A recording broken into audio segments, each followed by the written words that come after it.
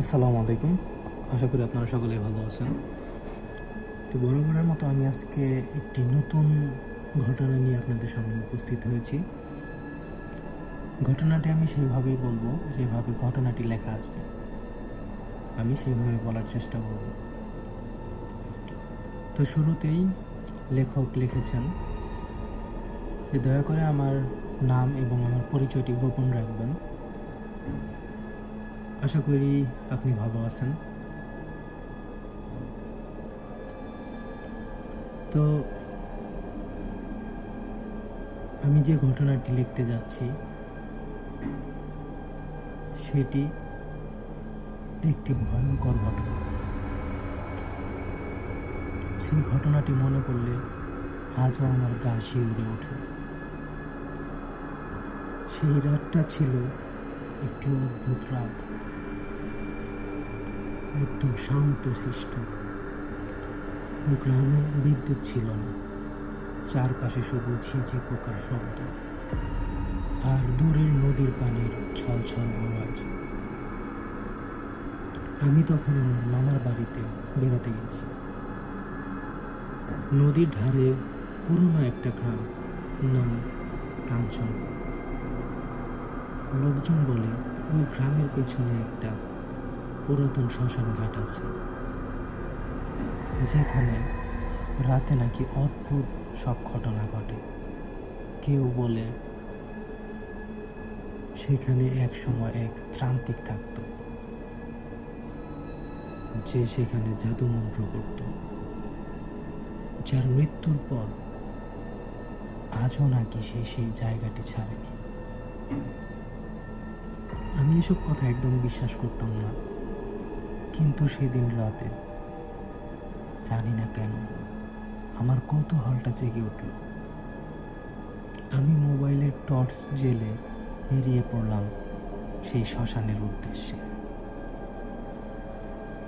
রাত তখন প্রায় 1টা।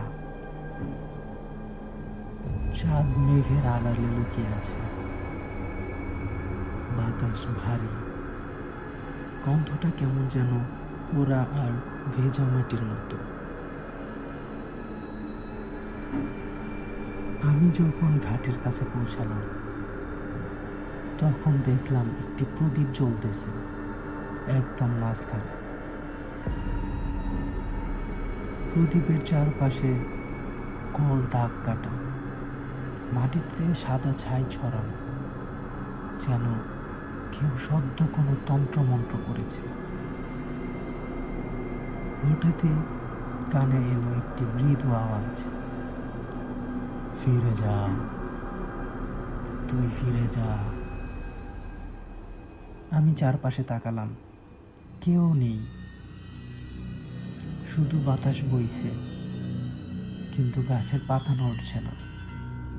মনে হচ্ছিল বাতাসটা সদ্য দাঁড়িয়ে আছে, কিন্তু কানে বাজছে মন্ত্রের মতো কিছু ফিসফিসানি। আমি এক পা এগোতেই হঠাৎ টর্চটা নিভে গেল, চারপাশ একদম অন্ধকার। তখনই আমার চোখ পড়ল প্রদীপের জ্বলন্ত আগুনটা হঠাৎ নীল হয়ে গেল। আগুনের আলোয় আমি দেখলাম ছায়া থেকে বেরিয়ে আসছে এক আকৃতি, লম্বা, কালো, মুখটা অর্ধেক পোড়া, চোখ দুটো লাল হয়ে জ্বলছে। তার গলায় একটা ঘন্টা ধীরে ধীরে বাজছে, কিন্তু তার ঠোঁট নড়ছে না। হঠাৎ করে আমি শুনতে পেলাম, তুই কেন এলি, তুই কেন এলি। ওর গলার শব্দটা একসাথে যেন 10টা মানুষের মতো ভারী। আমি পিছিয়ে আসতে চাইলাম, কিন্তু পা যেন মাটিতে আটকে পড়ে আছে। ওর মুখের দিক থেকে ধোঁয়া বের হচ্ছে, ধীরে ধীরে আমার দিকে এগোচ্ছে। আমি চিৎকার করতে চাইলাম, কিন্তু চিৎকার করতে পারলাম না। আমার মুখ থেকে কোনো আওয়াজ বেরোচ্ছিল না। মনে হচ্ছিল কেউ আমার গলাটা চেপে ধরে আছে। ওর হাত উপরের দিকে ওঠালো। আমি দেখলাম ওর হাতে একটা খুলি। খুলির চোখের ফাঁকা গর্ত থেকে আলো বের হচ্ছে সোজা আমার মুখের দিকে। আমি অজ্ঞান হয়ে গেলাম। সকালে আমার চেতনা ফিরল। আমি আমার মামার বিছানায়। মামা বললেন, ভোরে কয়েকজন লোক আমাকে শ্মশান থেকে নিয়ে এসেছে, কারণ আমাকে দেখেছিল আমি শ্মশানে পড়ে আছি।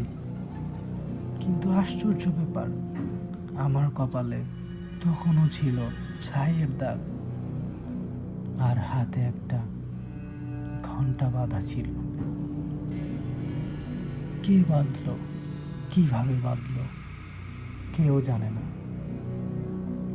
রাতে ঘুমানোর সময় এখনো আমি মধ্যরাত্রে সেই ঘন্টার আওয়াজ শুনি, টং টং টং টং।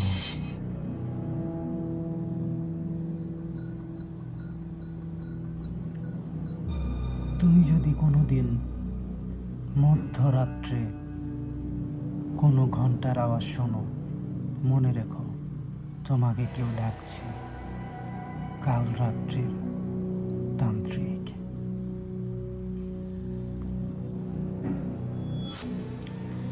তো ধন্যবাদ সবাইকে আমাদের সাথে থাকার জন্য। আজকের মতো এই পর্যন্তই। আপনারা সকলে আমাদের সাথে থাকবেন, ইউটিউবের চ্যানেলটি সাবস্ক্রাইব করবেন এবং আমাদের ফেসবুক পেজে আপনারা চাইলে আপনাদের সাথে ঘটে যাওয়া ঘটনা পাঠাতে পারবেন। আমরা সেগুলো পড়ে সবাইকে শোনাবো। এবং আপনারা চাইলে আমাদের কাছে সরাসরি ভয়েস রেকর্ডও পাঠাতে পারবেন, যেটা আমরা সরাসরি ইউটিউবে আপলোড করব, ফেসবুক পেজে আপলোড করব। এবং কি আপনারা যদি আমাদের কাছে কোনো ঘটনা পাঠাতে চান, আপনারা সরাসরি আমাদের ফেসবুক পেজে থেকে ঘটনা পাঠাতে পারেন, পেজে মেসেজ করে, অথবা আমাদের ইমেইলে ঘটনা পাঠাতে পারেন। তো আজকের মতো এ পর্যন্তই। সকলে ভালো থাকবেন, সুস্থ থাকবেন, আর সাবধানে থাকবেন। আসসালামু আলাইকুম।